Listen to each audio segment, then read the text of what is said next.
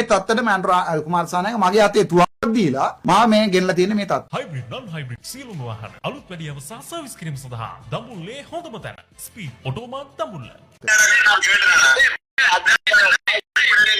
ඒ කියන්නේ තනි කර කුණු වරප ඕගොල්ලෝ දමන තේරෙන නිසා මම වැඩි බදාන්න යන්නේ නැහැ. මට කෝල් එක දිගටම පට්ට දෙමළ කුණුපින් කෝල්ස් දිගටම ආවා මේ පුත්කලයක් අජේන්ද්‍ර කුමාර පොන්නම්ගලම්ගේ මේ පක්ෂයක ඉන්න ප්‍රදේශ සභා මන්ත්‍රීලා දෙන්නේ කවුද මේ ඉලංගයි තමුරස කච්චි ශ්‍රීධරන්ගේ මේ පක්ෂ තුන් දෙනෙක් පස් දෙනෙක් මට කෝල් කරා නම්බර්ස් 6කින් කෝල්ස් ආවා. මේ 6 දෙනාම මට කතා කරලා කිව්වා මාව කොහොමද දකින්න දැනට මරනවා කියලා. මට කෝල් එකක් ආවේ 24 වෙනිදා රැට. මම 25 වෙනිදා උදේවරුවම ගිහිල්ලා තෙල්ලිපල පොලිස් ස්ටේෂනේ කම්ප්ලේන් එක දැම්මා. මේ පස් දෙනාම මාව මරනවා කිව්වා. මේ කෙලිම කියන්න මීඩියාවලට දාන්න. මාව කිව්වා හැබැයි මට මරන්න බය නැහැ. මට ආරක්ෂා කිසිදයක් දීලා නැහැ. මට ඒක අහුලකුත් නැහැ. හැබැයි මට තුවක්කුවක් දීලා තියන්නේ. ඒ තුවක්කුව එකේ බුලට් 15ක් තියෙනවා. ඒ බුලට් 15ක් ඉවර වෙනකම් මාව බේර ගන්නවා කියලා මම ස්ටේට්මන්ට් එක ලිව්වේ. පොලිසියෙන් ගිහිල්ලා ස්ටේට්මන්ට් එක ලිව්වේ. මට පොලිසිය ආරක්ෂාව දීලා තිබුණේ නැහැ. මට දීලා තියෙන තුවක්කුවක් මට කෝල්ස් 5කින් නම්බර්ස් 6කින් කෝල්ස් 30ක් 40ක් විතර ආවා. මාව මරනවා කියලා කිව්වා. මේ පක්ෂයකින් ප්‍රදේශ සභා මන්ත්‍රීලා දැන් හිතා ගන්න ඕනේ. දැන් රට ජනතාව මේක දැනගන්න බෑ.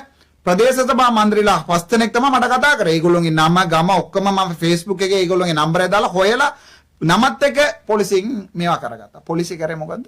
පොලිසිය පව්. මම පොලිසියට බැනලා වැඩක් නැහැ නේ. පොලිසිය ගත්ත කෝල් එක කුඩින් ඉන්න ලොක්කාලාට.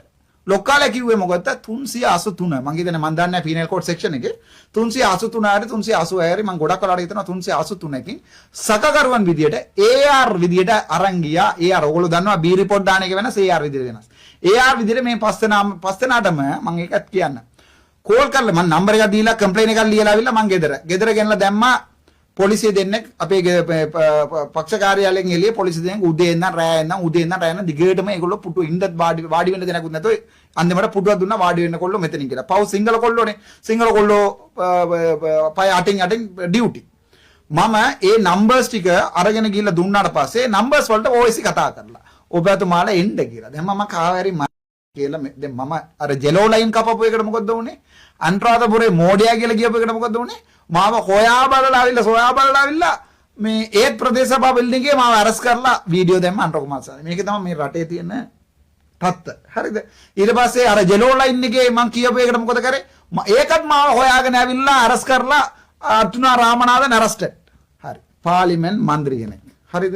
පාර්ලිමේන්තු මන්ත්‍රී කෙනෙකුට හස්තනේව 6 දෙනෙක් ඒගොල්ලන්ගේ තමන්ගේ පෞද්ගලික ෆෝන් නම්බර් එකෙන් මට කතා කරලා පට්ට කුණු අරපින් ඔයාව මරනවා ඔයා ජස්නාව මේ 25 වෙනිදා 26 වෙනිදා DCC මීටින් එකට මම මෙහි ආවිල්ලා යනකම මට කෝල්ස් ආවා. හැබැයි මම ගියා DCC මීටින් එකට. මට කිසි බයක් නැහැ. තුවක්කුවක් දීලා තියෙනවා. බුලට් 15ක් තියෙනවා. very sorry. ඉතුරු ටිකක් තව 10 15ක් දෙන්න පුළුවන් නම් ඒකත් මම අරන් තියාගන්නම්. අපේ හවුරු ටිකක් අපේ බේරපු මිනිස්සු. අපිට කවුරුත් ඔය සිංගල කොල්ලෙක් පව් මගෙන් පිටපස්සේ ආවිල්ලා මේ මාව බේර ගන්න ඕනේ නැහැ පොලිසිය විදියට. එතකොට මට මාව බේර ගන්න පුළුවන්. හැබැයි මට දුකයි මේගොල්ලෝ අරස් කරලා නැහැ. මේගොල්ලෝට B report එකක් දාලා 19 වෙනිදා ආපහු කෝට්ස් එකට ගෙන්නන්න කියලා තියෙනවා. අරස් කරලවත් නැහැ. කිසි ක්‍රියාත්මක නැහැ. 4 දෙනෙක් හොයාගත්තා. තව දෙන්නෙක් හොයාගන්න නැහැලු. හිතලා බලන්නකෝ මේ වගේ සිද්ධියක් වෙන සිංගල MP කෙනෙකුට වුණා නම් මොකද කියන්නේ කියලා. සිංගල MP කෙනෙකුට කවුරු හරි මම දැන් නිකන් කෝල් කරලා අනුරගේ එක්කෙනෙකුට දැන් අනුරගේ MP කෙනෙකුට එක පොලිසියෙන් ගැව්වා බැන්න කියලා මොකද වුනේ? ඌගේ යුනිෆෝම් එක ගලවුවා. ඒ හැබැයි අශෝක රන්වල මාතේට මොකද වුනේ? මම නම් ඒ පුත්කලයා ගැන වෙනම මතයෙන් ඉන්නේ. ඒ නිසා මට ඒක කියන්න බෑ. ඒ අතරම පව් ඒ මිනිහා. ඒ මන්ත්‍රීතුමා පව් හැමදාම අරකු බීලා ඉන්න ඉඳා මම දන්නේ නැහැ. හැබැයි යාගේ පෞද්ගලික හැසිරීම මාත් එක්කම හොඳයි. හැබැයි වෙඩේ තියන්නේ මම සිංගල MP කෙනෙකුට කතා කරලා මේම කුණු අරපින් මම බැන්නොත් මම අද PTA එකේ එළියට එන්න බැරුව දානවා. ඒ තමයි අපේ රටේ තියෙන තත්ත්වය. මේක දෙවෙනි කාරණාව. මම මේකට කම්ප්ලේන් කරා ජනාධිපතිතුමා කිව්වා ඔයාලට මොනවා හරි ප්‍රශ්න තියෙනවා නම් ආරක්ෂා ප්‍රශ්න තියෙනවා නම් එයාගේ සෙක්‍රටරියට කෝල් එකක් ගන්න කියලා සෙක්‍රටරිගේ නම්බර එක මට දුන්නා. සෙක්‍රටරි නම්බර එක කෝල් කරාම කෝල් එක ආන්සර් වුන්නේ නැහැ. වොයිස් එකක් රෙකෝඩ් කරන්න කියලා වොයිස් මේල් එකක් එනවා. ඒක වොයිස් එක දැම්මා. ඊට පස්සේ ආනන්ද විජේවාල මාත්‍යයට කතා කරා. ඒ මාත්‍යත් ආන්සර් කරන්නේ නැහැ කෝල් එක.